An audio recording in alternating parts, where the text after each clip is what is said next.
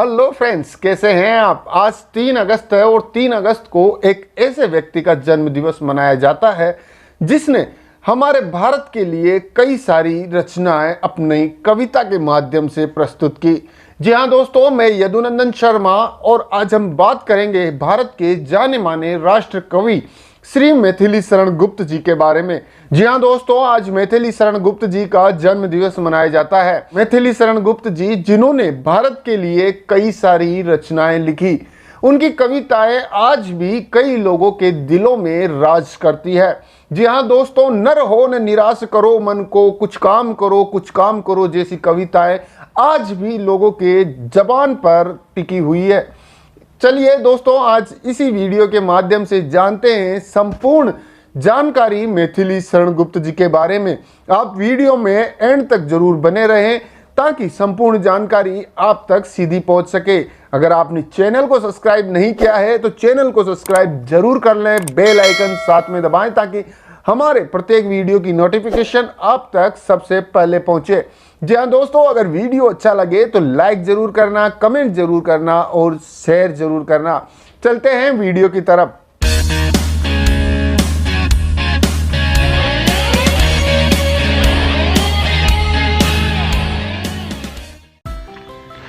चारुचंद की चंचल किरणें खेल रही है जलथल में, स्वचंद चांदनी बिछी हुई है अवनी और अंबर तल में।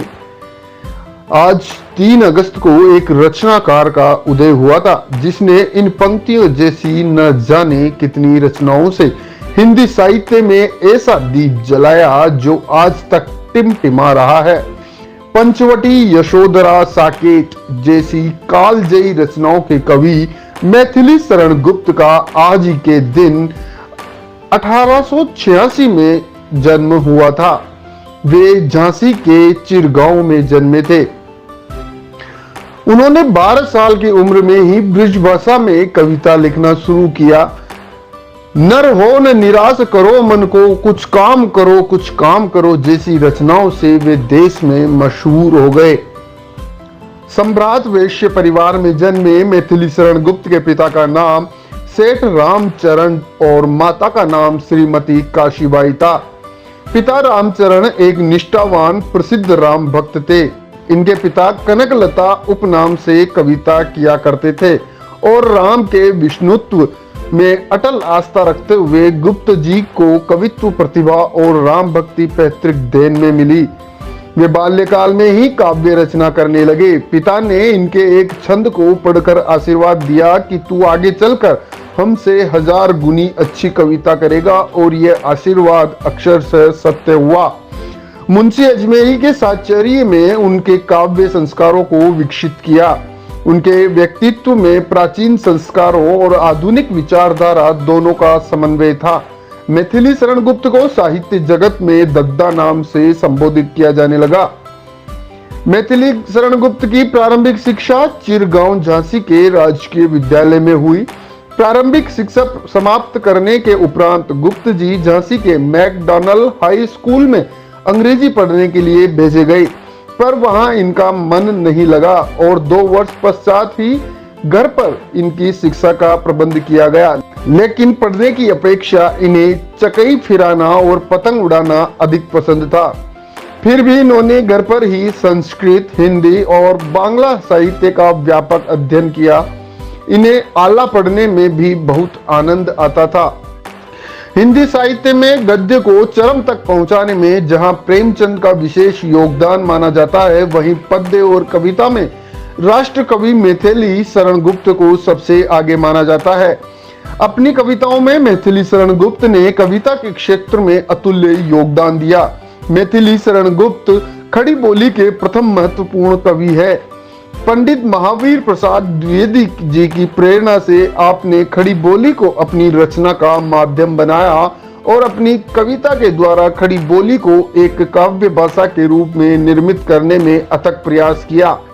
महात्मा गांधी के भारतीय राजनीतिक जीवन में आने से पूर्व ही गुप्त जी का युवा मन गर्म दल तथा तत्कालीन क्रांतिकारी विचारधारा से प्रभावित हो चुका था। लेकिन बाद में महात्मा गांधी, राजेंद्र प्रसाद, जवाहरलाल नेहरू और विनोबा भावे के संपर्क में आने के कारण वह गांधीवादी के व्यवहारिक पक्ष और सुधारवादी आंदोलनों के समर्थक बने। 1936 में गांधी जी ने ही उन्हें मैथिली काव्य मान ग्रंथ भेंट करते हुए राष्ट्र कवि का संबोधन दिया। देशभक्ति से भरपूर रचनाएं लिख उन्होंने स्वतंत्रता संग्राम में एक अहम काम किया था। वे भारतीय संस्कृति और इतिहास के परम भक्त थे, परंतु अंधविश्वासों और थोथे आदर्शों में उनका विश्वास नहीं था। वे भारतीय संस्कृति की नवीनतम रूप की कामना करते थे।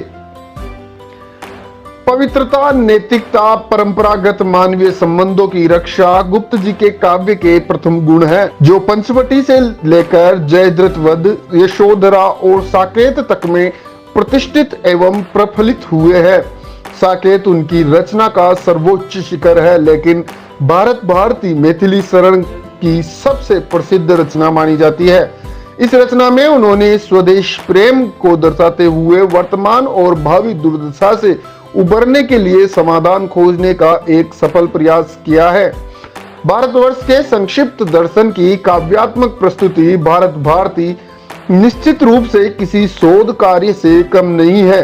साकेत, जय भारत, यशोधरा, गुरुकुल, काबा, करबला आदि इनकी प्रमुख रचनाएं रही है।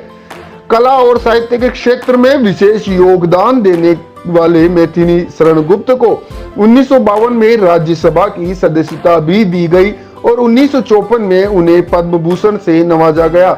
इसके अतिरिक्त उन्हें हिंदुस्तानी अकादमी पुरस्कार, साकेत पर इन्हें मंगला प्रसाद पारितोषिक और साहित्य वाचस्पति की उपाधि भी मिली। काशी विश्वविद्यालय में उन्हें डी लिटरेचर की उपाधि प्रदान की गई। 12 दिसंबर 1954 को चिरगांव में राष्ट्र कवि मैथिली शरण गुप्त का देहावसान हो गया। आज 3 अगस्त को उनकी जयंती लोग कवि दिवस के रूप में मनाते हैं। मैथिली शरण गुप्त की रचनाएं आज भी इस बात का आभास दिलाती है कि भारतीय संस्कृति में साहित्य का कितना अहम योगदान है।